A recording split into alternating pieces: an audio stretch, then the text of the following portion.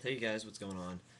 It's been almost a week since my last video, and I've been playing a lot of stuff. And I just want this is gonna be an update video as usual. I haven't bought anything, so it's not a like a recent purchase or whatever. It's just basically what I've been playing. I've been able to play a lot of new releases, which is pretty cool. And I'm gonna give my impressions of Split Second and Red Dead Redemption and Prince of Persia: The Forgotten Sands. Is that? Yeah, I think that's the title. So I'll start with Split Second. All of these, well, not Prince of Persia yet, but you can find impressions all on the site, and I'll link it in the bottom. But yeah, Split Second is actually pretty cool. It was one of the there's a lot of racers coming out now. A lot of like non-racing sims. You have Split Second, Blur, and Mod Nation racers, with the last two coming out Tuesday. So I was able to get my hands on Split Second. I rented it from Blockbuster with my Game Pass, and which is a hell of a lot better than GameFly. I get all new releases on the day it comes out. It's awesome. So I popped that in. That was the first game I played on Tuesday morning, and it's actually really good. Basically, what it is, it reminds me a lot of Burnout Paradise. It's just a straight racing game. It's more arcadey than sim. It's actually not really sim at all. You do unlock cars. There's no real cars in the game, so that could definitely throw people back. But basically, what the catch is for this, it's just an arcadey racing game. But if the more you do jumps, drifts and drafts, you fill up this meter at the bottom for your power play. And when it fills up, you're able to trigger um, explosions that occur on the all on the environment and stuff like that. So at one point, you're racing at an airport. So if you fill your power play meter, you can execute like an airplane to blow up and flip over and crash onto your opponents, stuff like that, and you get it's you at one point you can get one, you can wait, and then you can get two, and then you can get a third, like a mega one. Um, so it works that way in a sense of like kind of like in Mario Kart, or you actually Blur, where if you can hold on to stuff longer and you get better stuff, you get better like little upgrades or whatever. It's really fun. There's different types of modes in it. There's an elimination mode where basically there's time intervals, and it starts out at 1 minute. At the end of 1 minute, whoever's in eighth place gets eliminated. And each time that somebody gets eliminated, the interval decreases in time. So you don't want to be in eighth place, or last, I should say, when that goes out, or else you're eliminated. Another one is survival mode, where basically there's a helicopter flying over you, just shooting missiles at you. You have to avoid them. Excuse me. And basically you just rack up points, and whoever has the highest at the end wins. What else? What's it? There's just basic races. You can take all that online. There's things to unlock in the game, in the sense of cars, but like I said, they're not real cars, which will definitely annoy some people. And you don't get to pick what cars you get, which what you unlock. So I that was one problem I wish I had, that I wish they avoided. I wish rather you just got money based on your where you place in races and stuff like that, and you got to choose what car, because it really eliminates the free, the experimentation or whatever. I mean, you can choose what cars to race in each race, but I wish that they had I wish you were able to pick which car you wanted to race, which one you wanted to buy. Excuse me. Um, Visually, the game is awesome. The explosions are sick. It has the same type of slow motion crashes that everybody loved in Burnout Paradise. So it has that.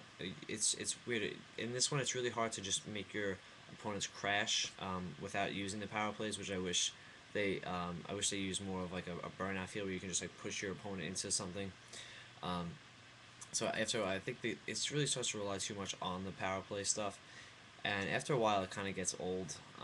Like anything. But it's definitely a decent racing game.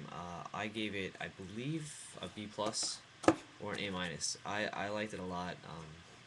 I don't think I'm too hard on games. If I have fun with it, I'll definitely have a higher score. But the one drawback, I wish you were able to pick what car you had, and especially I wish there were actually real cars. But the next one is I played was Red Dead Redemption, and that's pretty awesome. It's basically like a GTA clone in the sense of, the free roaming, go here, do a mission, go here, do a mission.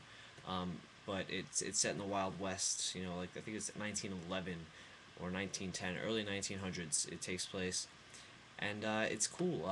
Taking I didn't play Red Dead Revolver, but I actually had no interest in really playing this up until about a week ago, and I was able to rent that, and I eventually bought it online. I paid like $48 for it, so I saved like $20. But anyway, that's beside the point. It's really good. It was very slow in the beginning, but it really started to pick up. I love the shooting. I love the cover system. The cover system's awesome. I wish it had more of it. It has like a a Gears of War feel where you can just like hit something and you go behind it. I wish it had the same type of cover system, with that Splinter Cell has. That was another game I was able to play, but I'm not gonna have enough time to talk about it. Uh, I wish that you can like look at something and like a button come up and you just hit R1, and you shoot to the next cover point, because it's kind of frustrating. You have to get out of cover and then run over to it and then hit it again, and with that time you're taking shots. So I wish it was more like that. But other than that, the shooting's awesome. It's a very violent game. The voice acting, as always, from Rockstar was awesome. The missions with the girl, I forget her name, or Bet Betty, or I don't know, I forget her name. The girl who basically saves you in the beginning, and her missions are freaking boring. I wish they either left them out, or I wish that her part was finished earlier, because I mean her things are just like, you know rounding up cattle and just doing stupid stuff like that. Like, I don't know, it's just so boring. I hate doing her missions, and I was like, I haven't been to one in a while. I go back and it sucks. So I wish that I wish her stuff was shorter, or more interesting, I should say. But it's cool. I like all the little side missions that you can go, check out, just like in other GTA games, but GTA type games or whatever. It's really good. I definitely recommend it. I know everybody that I follow on Twitter and I talk to from here enjoys it, or has enjoyed it so far. Definitely check it out if you like the GTA type sandbox games. It's really cool. It's fantastic voice acting. It's a really cool story. Um, and it's a very long game, so I know a lot of people like very long games, so you definitely get your money's worth in this. And the final game that I just started playing today, which I really can't talk about that much, which is okay because I only have 2 minutes left, but that is Prince of Persia, The Forgotten Sands. I really picked this one up because I really had nothing else to pick up because they didn't have Alan Wake. So that I was a huge fan of Prince of Persia, the Sands of Time. This is kind of like that. There's no time reversal, at least not yet. I think it maybe could be coming later on in the game. But this has a lot of the same type of platforming, and a lot of this it's more fluent, uh, attacking and combat, but it's just the fighting is very bland.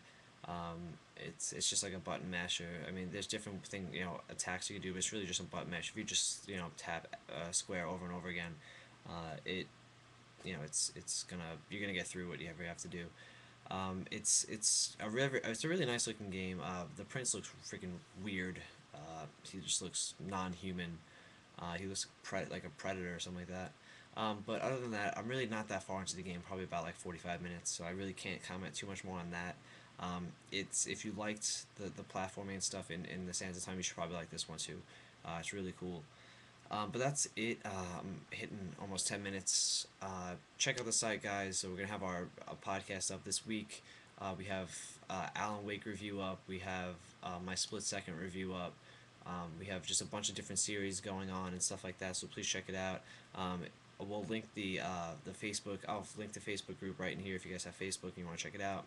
We're just looking to really branch out. We've been posting our stuff on thegiantbomb.com. So please spread the word for us so we can, if you like my stuff on here, I do basically that in just written form.